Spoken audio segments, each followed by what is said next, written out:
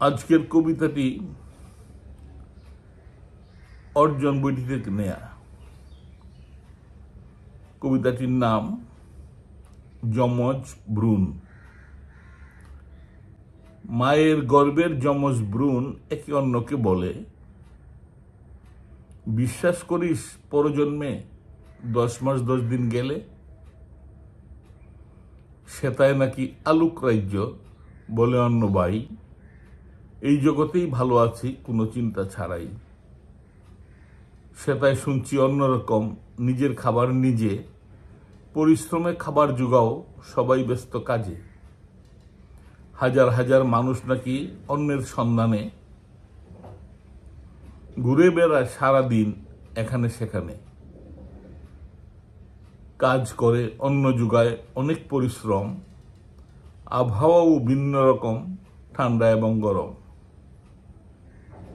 সবার নাকি হাত পা আছে, দাঁতও আছে মুখে,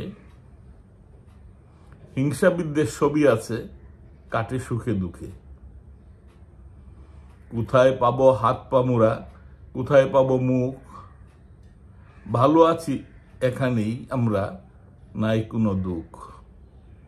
কোথায় পাবো হাত পা মুড়া, কোথায় পাবো মুখ, ভালো আছি এখানেই মুড়া, নাই কোনো দুঃখ।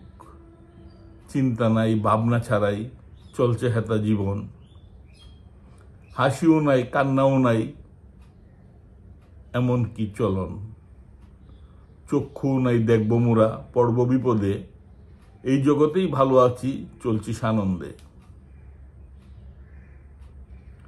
মুখও হবে হাতও হবে বলে অন্য ভাই, চুকও হবে যাইতেও হবে থাকার উপায় নাই।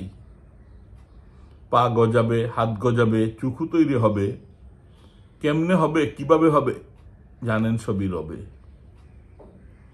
তেমনি ভাবে এই দুনিয়ায় আমরা যারা আছি, যতই করি তাল বাহানা পরকালের কাছাকাছি। কেউ পারেনি এই দুনিয়ায় চিরস্থায়ী হতে, বাদশা ফকির সবাইকেই একদিন হবে যেতে। যাইতে হবে সেই ভুবনে নাই কোনো নিস্তার, যাইতে হবে সেই ভুবনে নাই কোনো নিস্তার।